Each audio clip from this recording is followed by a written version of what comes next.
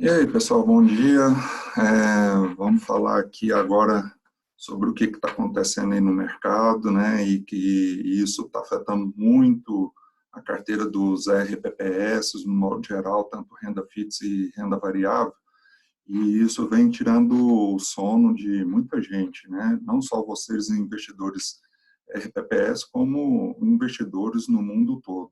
Não tem ninguém que está livre dessa oscilação do mercado. E aqui eu vou apresentar para vocês algumas notícias e fatos do cenário macroeconômico, né? E com isso, o que a gente vai fazer perante a carteira de investimento de cada um. Só que, obviamente, eu vou falar aqui de uma forma genérica, né, num todo, e aí vai estar também dependendo de cada RPPS em si, porque tem uns que têm alguns problemas aí com repasse, que não está bem, está tendo retiradas em excesso da carteira, né? Então, de acordo com a particularidade de cada um, depois a gente vai estar tratando de uma forma mais isolada, né? Bom, o que eu vou fazer aqui com vocês é compartilhar essas informações aqui no PowerPoint. Bom,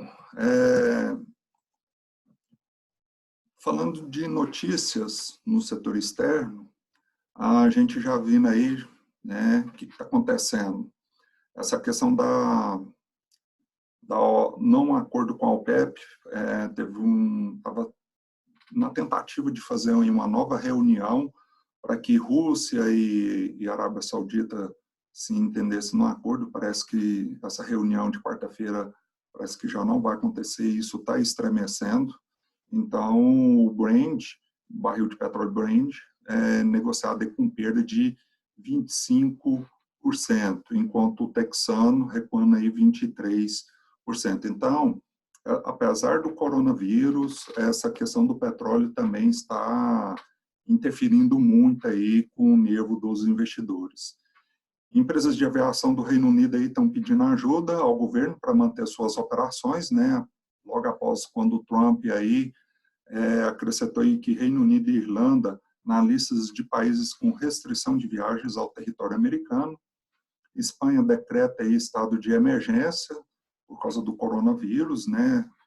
Assim também como a Itália aí tem recordes de morte em 24 horas, subindo para 368.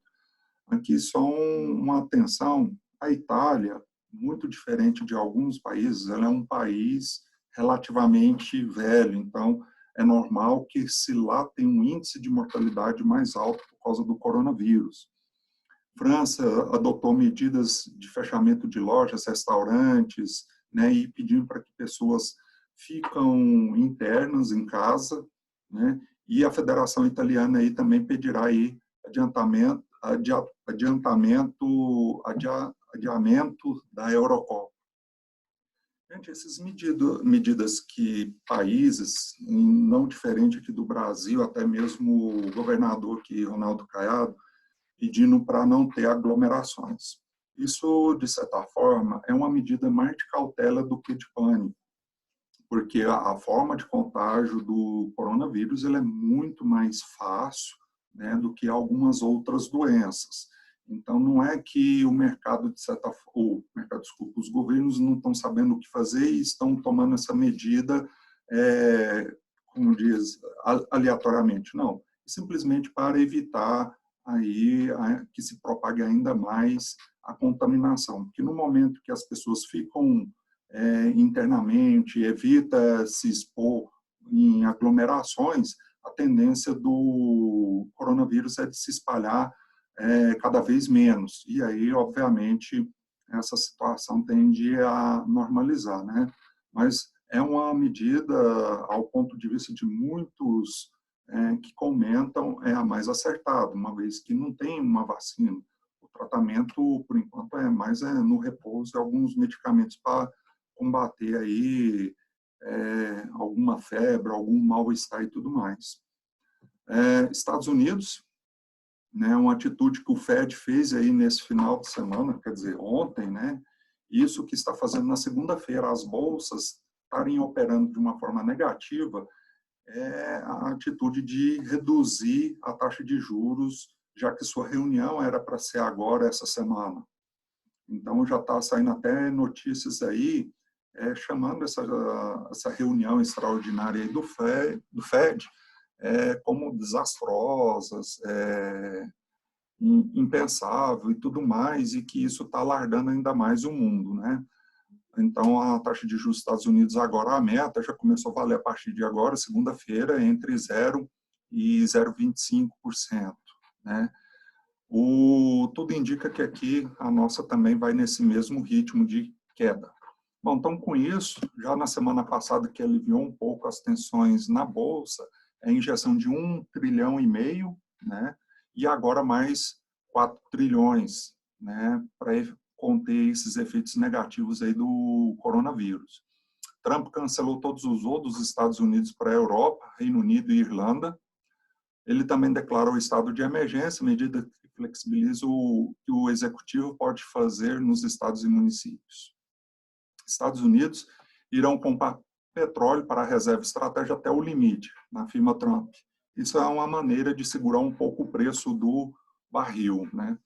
Governo e Congresso chegam a um consenso em pacotes de medidas para conter o avanço do coronavírus, né, as quarentenas. E por causa do coronavírus, né, a American Airlines suspende voos para São Paulo, Chile e Argentina. Então, como eu falei, esses movimentos de isolamento não é de desespero, é simplesmente para não propagar ainda mais a contaminação do vírus. Um fato que deve acontecer, está na cara, o mercado talvez precificou isso ou não, é a possível contaminação tanto do Trump como do Bolsonaro.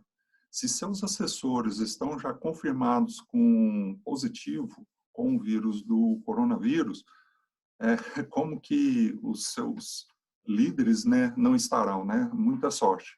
Mas a gente tem que aguardar aí, sim, para essa notícia e uma reação do mercado de uma forma negativa. Bom, com relação ao Brasil, o Tesouro, né, e Banco Central aqui vão fazer intervenção sem precedentes, ou seja, recompra de títulos públicos em 11 bilhões de reais. Uma notícia que ajudou muito, principalmente na questão dos IMAs, né, que o TCU aí determina que o BPC só será ampliado se houver medidas compensatórias, ou seja, tiver da onde fontes para pagar esse aumento de despesas, porque o que o Congresso aprovou, né, simplesmente aprovou, mas não falou da origem, né, e pela questão da legalidade tem que ser informado, sim, de onde vai vir essa verba para custear essa despesa, né. Bom, Bolsonaro falou aí que o resultado dele deu negativo. Nós tivemos aí nessas semanas 4 circuit breaker, né? Como diz, acho que eu nunca presenciei um fato e hoje já abriu com um circuit break. É normal, breaker, né? É normal diante desse cenário, né? E é o que eu vou falar um pouquinho aqui sobre o comportamento de renda fixa e renda variável. Terminando. O governo aqui vai antecipar para abril o pagamento de 50% do 13º dos aposentados, uma forma de injetar dinheiro na economia. O Ministério da Saúde afirmou no dia 14 aí que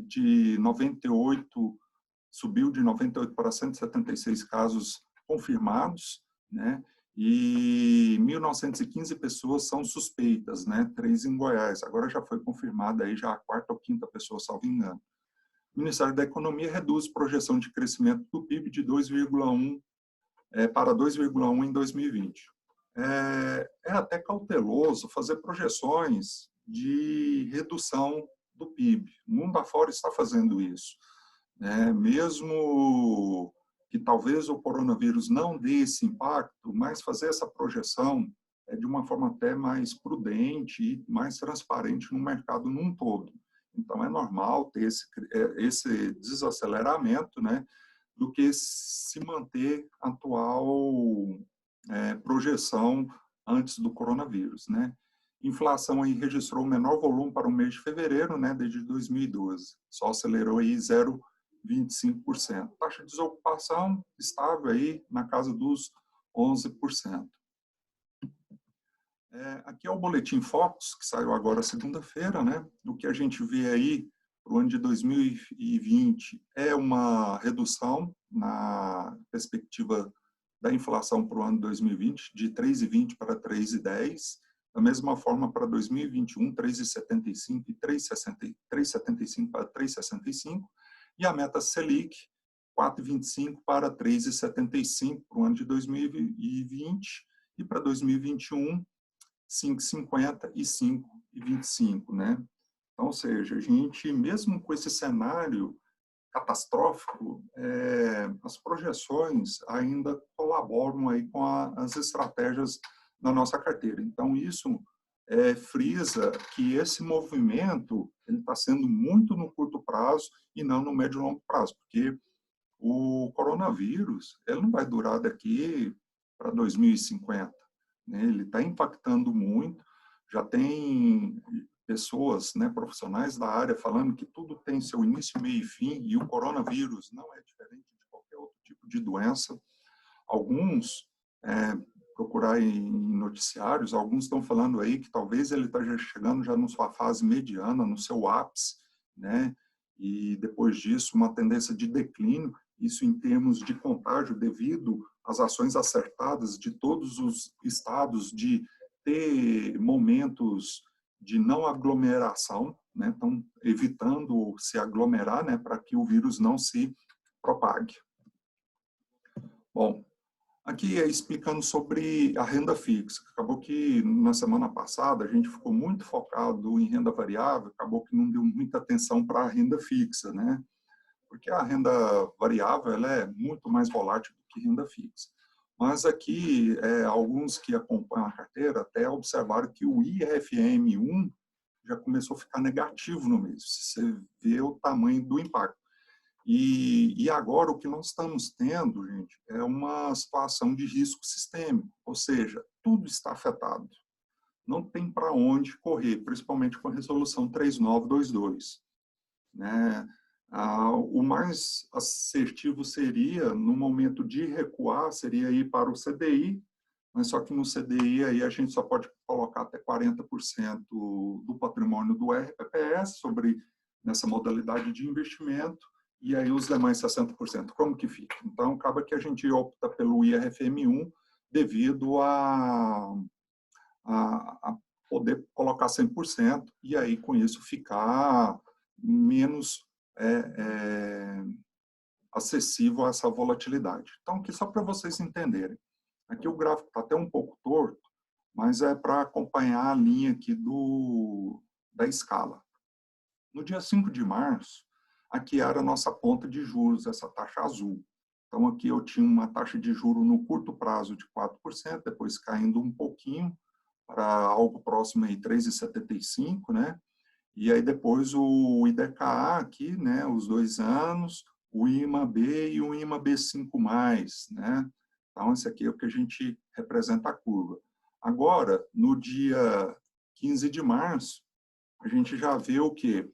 Essa elevação. Veja que aqui estava bem nos 4%. Veja que subiu um pouquinho. Isso foi o motivo do IRFM1 ficar negativo. Então, ou seja, o juro do curto prazo ele também sofreu uma elevação.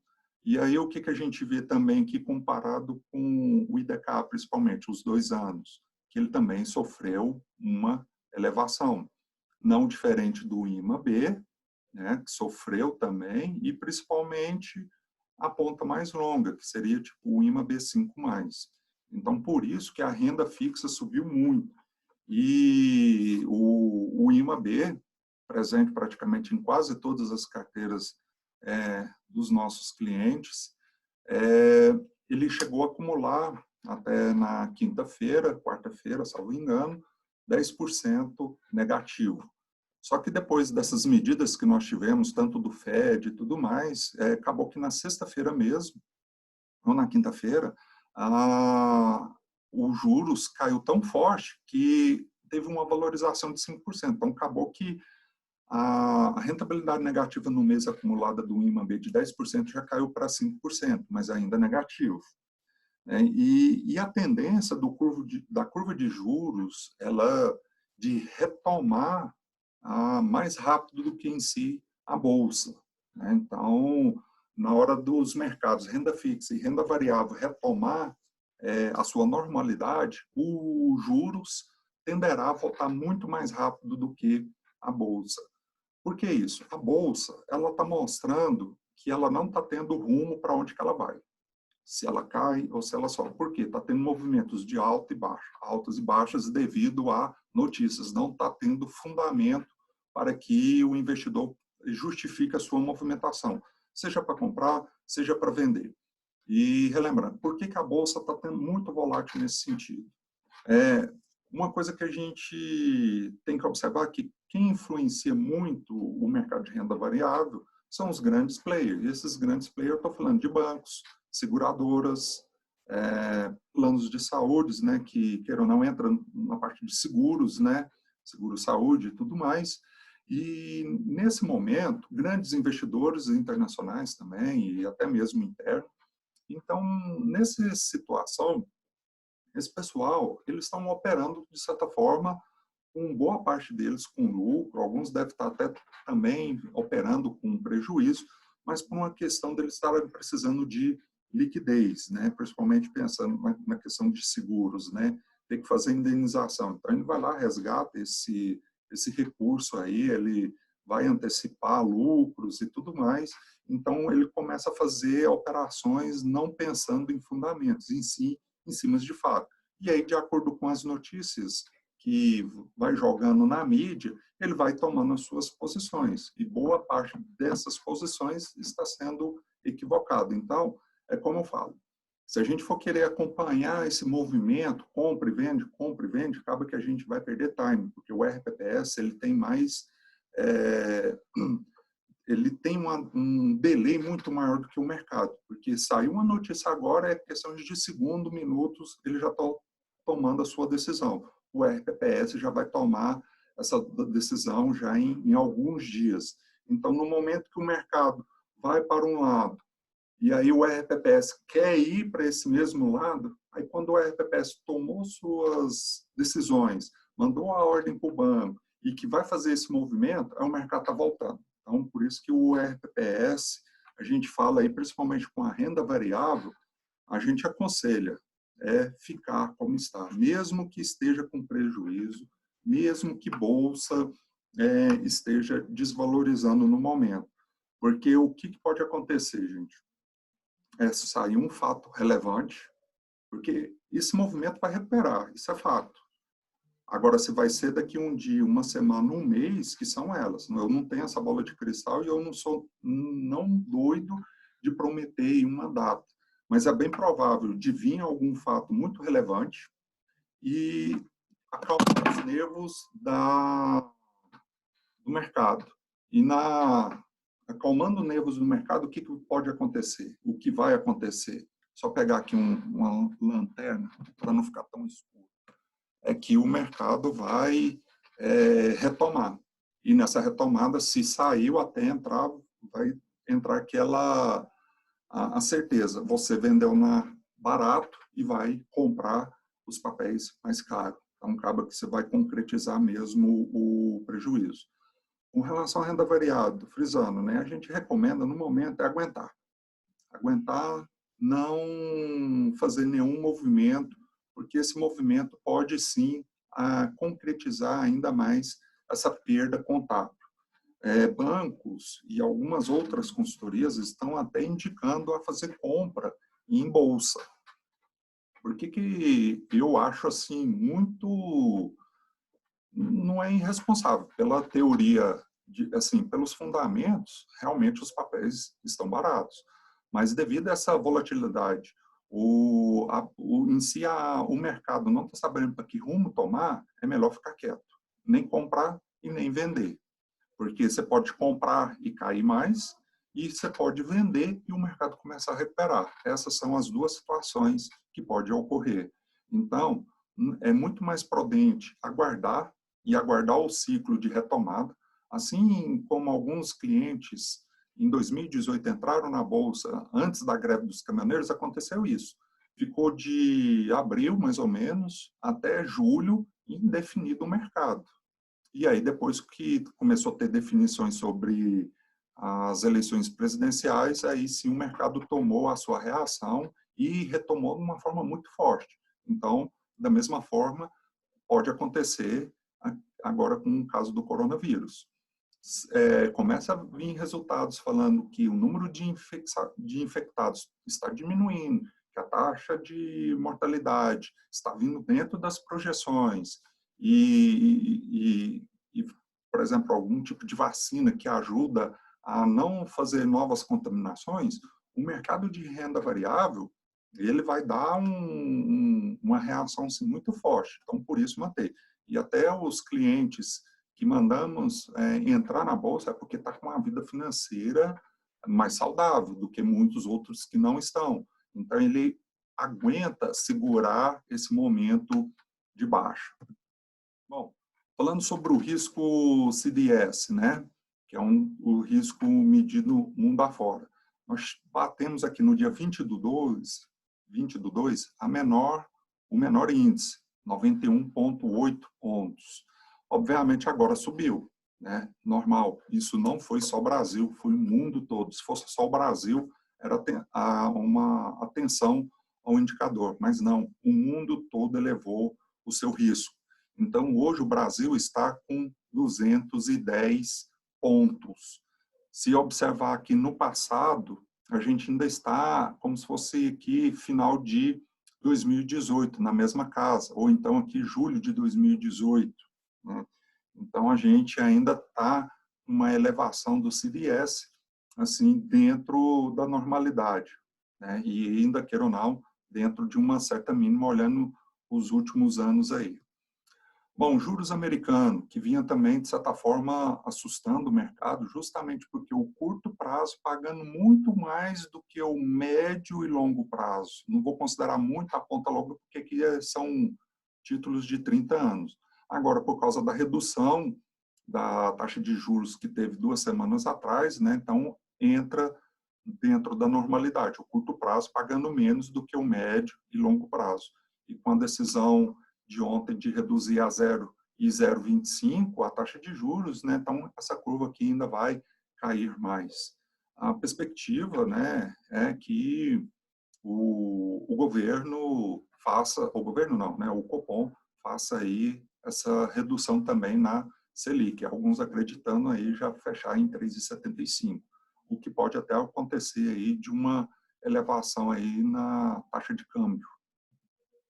Bom, então aqui está a nossa carteira atualizada, o IRFM1 fica ainda no azul, que ficou errado, mas fica 0,15 positivo, o IRFM 51, IRFM1 mais 2,39, o IMA B5 menos 1,61, o IMA B 5,39 negativo, o IMA B5 mais 8,26, o IDK 2 anos menos 1%, o Ibovespa menos 20%, o Standard Poor's em reais, desvalorizando 8,85 e em dólar 16,03. Isso aqui era como estava na semana anterior.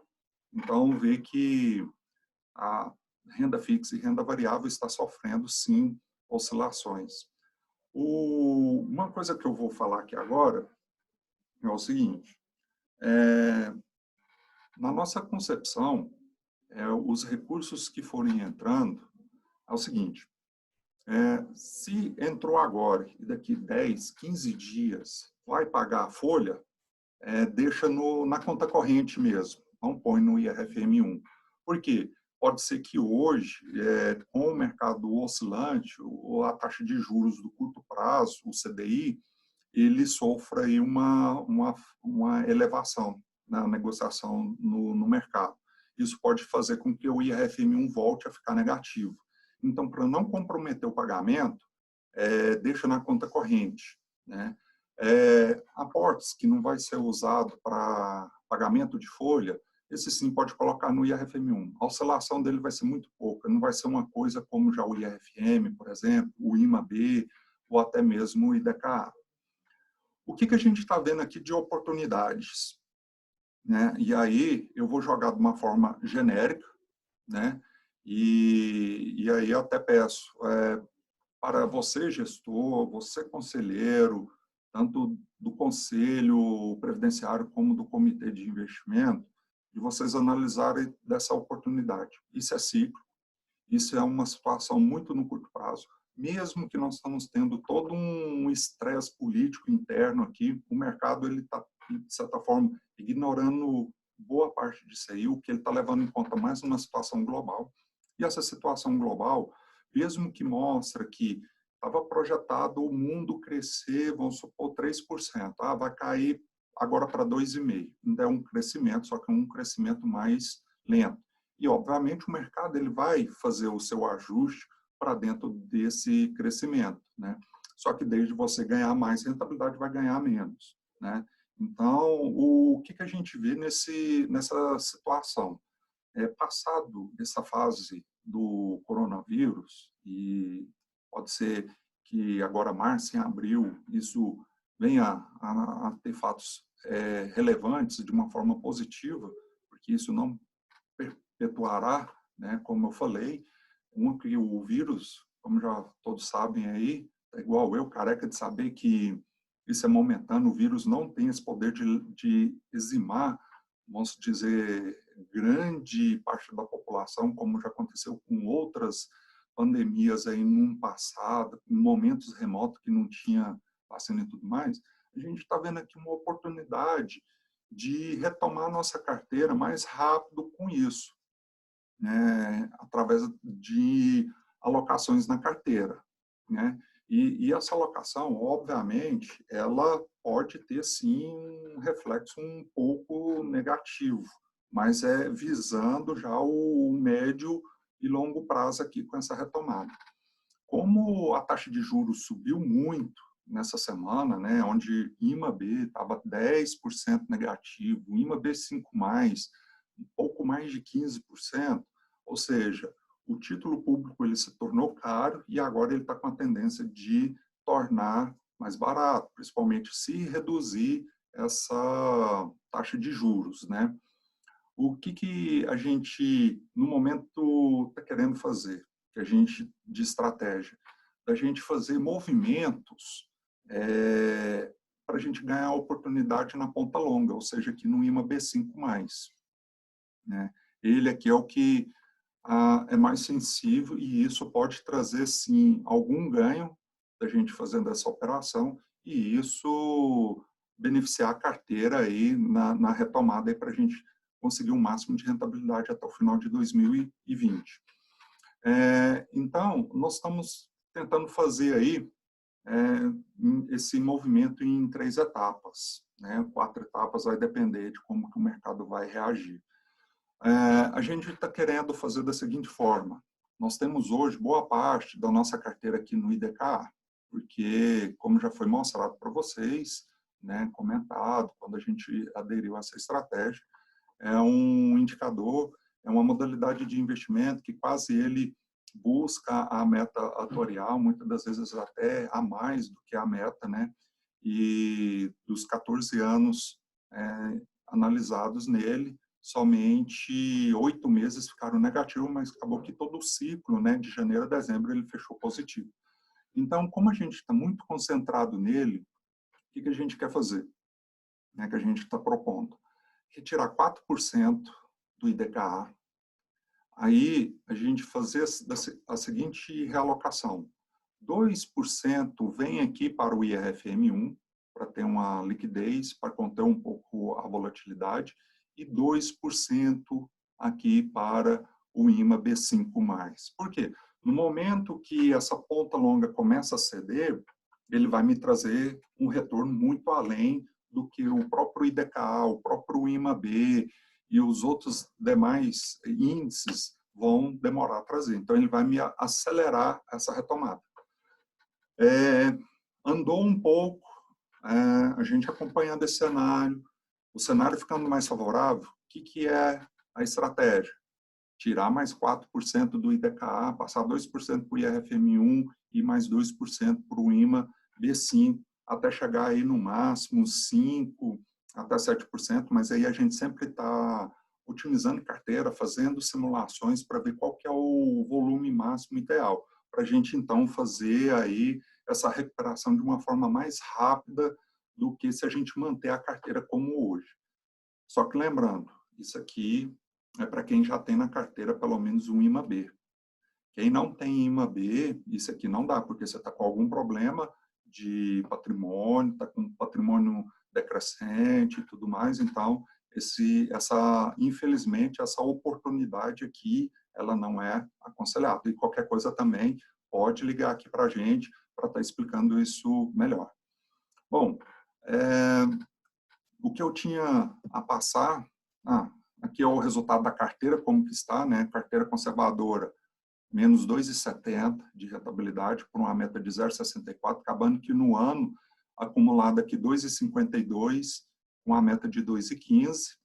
Para a carteira moderada, 4,30 agora em março, e o acumulado 5,01, o arrojado 4,86 e o acumulado do ano 5,83. Você vê, gente, risco sistêmico, lembrando lá de matéria CPA 10, CPA 20, né? É um sistema que não tem como muito correr, até mesmo ir para o IRFM1. Se trancar lá dentro, você pode sim perder aí um pouco do patrimônio, né?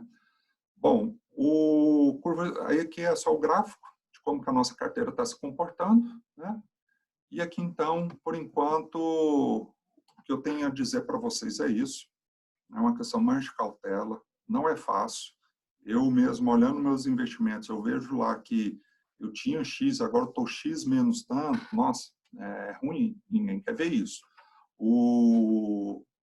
A orientação é o seguinte: não ceda pressões sobre bancos para estar aportando em renda variável, porque o papel ficou mais barato, porque está barato, realmente está barato. Nós estamos voltando lá para o ano de 2017, 2018, desculpa, em termos de preço, né, mas pode ser que fique mais barato ainda. Então, é melhor a gente, de certa forma, ter um mercado mais definido para saber para que rumo tomar, porque mesmo que a gente perca um pouco a oportunidade, mas a gente ainda consegue pegar uma possível alta.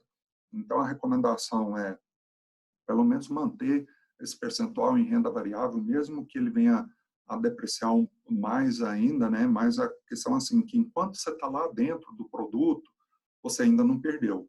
Você está perdendo de uma forma contábil. Financeiramente falando, você ainda não concretizou.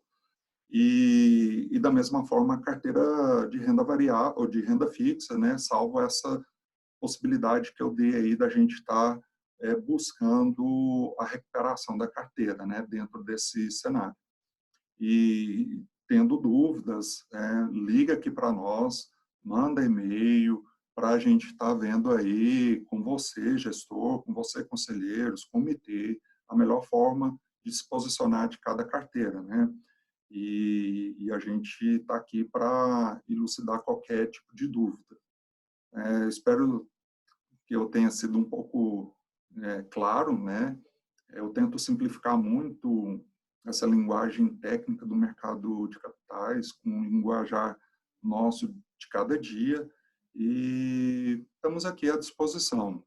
Qualquer fato relevante a gente vai voltar a se posicionar, né, para orientar vocês, para que vocês saibam qual vai ser a reação do mercado, tá bom? Então, obrigado aí pela atenção e até uma próxima. Tchau, tchau.